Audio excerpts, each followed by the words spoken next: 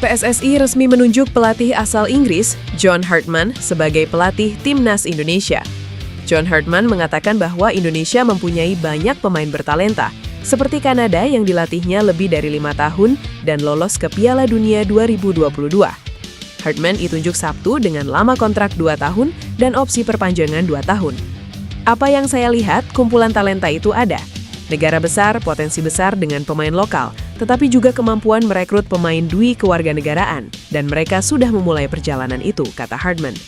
Hartman yang membawa timnas Kanada dari peringkat 94 ke peringkat 33 dunia, menyebut salah satu faktor yang membuatnya tertarik melatih Indonesia adalah antusiasme para supporter. Menurut juru taktik yang membawa Kanada ke Piala Dunia, setelah absen 36 tahun itu, dukungan penggemar perlu untuk menuntaskan proyeknya bersama timnas Indonesia. Pria berusia 50 tahun itu dijadwalkan datang ke Indonesia pekan depan menjelang konferensi pers perkenalan resminya. Setelah dikenalkan, Hartman akan menjalani jadwal padat bersama timnas Indonesia, dimulai dari FIFA Series di Stadion Utama Gelora Bung Karno pada FIFA Matchday 23-31 Maret 2026. Tuntas dengan FIFA Series, Hartman akan memimpin Indonesia pada agenda FIFA Matchday pada Juni, September, Oktober, dan November, serta Piala AFF 2026 yang dijadwalkan berlangsung mulai 25 Juli 2026. Selain itu, Hartman juga akan menangani tim nasional U23 Indonesia. PSSI kabarnya akan menambah pemain naturalisasi baru untuk timnas Indonesia. Satu nama yang jadi bidikan yakni pemain Ajax Amsterdam, Tristan Guijer. Tristan Guijer bermain sebagai bek untuk klub raksasa Belanda, Ajax Amsterdam.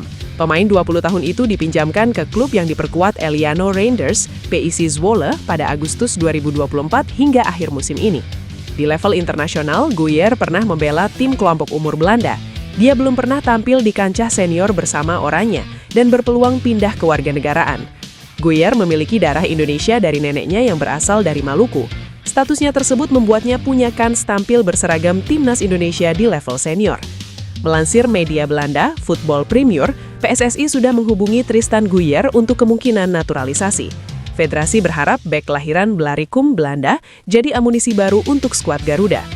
Guijer sebelumnya telah menyatakan minatnya membela timnas Indonesia.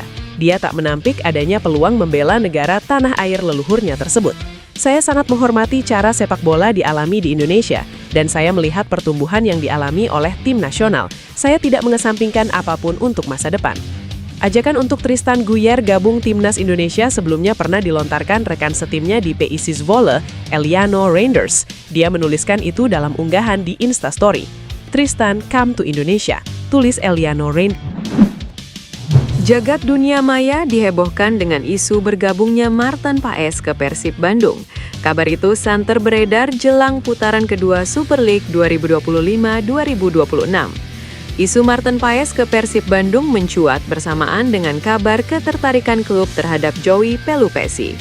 Dua pemain naturalisasi timnas Indonesia itu disebut masuk radar Persib untuk memperkuat skuad menghadapi paruh kedua musim yang krusial. Nama Joey Pelupessy lebih dulu santer dikaitkan dengan Persib Bandung. Gelandang berpengalaman itu diproyeksikan menambah kedalaman tim jelang persaingan berat di babak 16 besar AFC Champions League 2 2025-2026.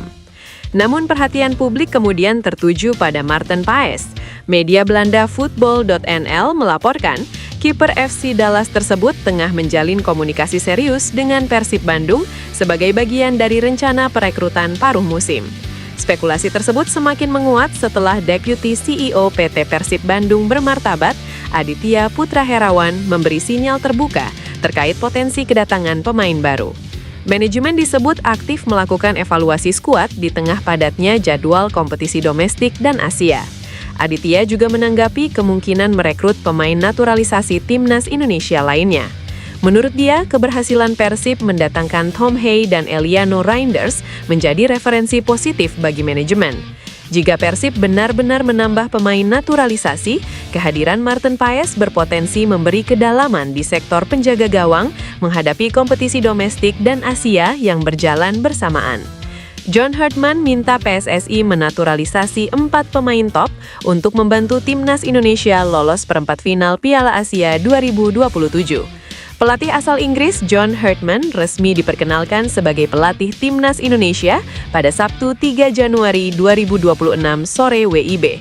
Sejauh ini PSSI belum membeberkan rinci kontrak dan target John Hartman bersama Timnas Indonesia. Namun media Kanada, Waking the Red, mengabarkan John Hartman akan dikontrak 2 tahun dengan opsi perpanjangan 2 tahun plus diminta meloloskan Timnas Indonesia ke perempat final Piala Asia 2027. Bermodalkan pemain saat ini, sanggupkah John Hartman meloloskan Timnas Indonesia ke perempat final Piala Asia 2027? Di atas kertas, John Hartman seharusnya bisa melakukannya. Dengan materi pemain seadanya saja, Shin Tae-yong meloloskan Timnas Indonesia ke 16 besar Piala Asia 2023. Demi memperbesarkan lolos ke perempat final Piala Asia 2027, John Hartman bisa mendorong PSSI untuk menaturalisasi sejumlah pemain keturunan berkualitas. Pemain-pemain ini tidak hanya memiliki kualitas, tapi juga berpotensi bersedia dinaturalisasi menjadi warga negara Indonesia. Sebanyak 4 pemain yang dimaksud adalah Laurin Ulrich, Jensen Seelt, Tristan Guyojers, dan Jayden Ott. Emil Audero Mulyadi tampil gemilang dengan bikin banyak save saat Cremonese melawan Fiorentina. Hal itu belum cukup sebab I Grigori Rossi tetap tumbang. Cremonese bertandang ke Stadion Artemio Franchi, Firenze, markas Fiorentina Minggu. Di laga itu, tim tamu sempat bikin lawan frustrasi. Sepanjang laga, Emil bikin banyak penyelamatan. Sofascore mencatat kiper Timnas Indonesia itu bikin 7 saves mengamankan gawang Cremonese. Ia bisa menggagalkan peluang gol lawan dengan rasio 0,84 di laga tersebut. Hingga menit-menit akhir, Emil Audero sedianya masih konsisten mengamankan gawang Cremonese. Namun Fiorentina akhirnya tetap bisa bikin gol.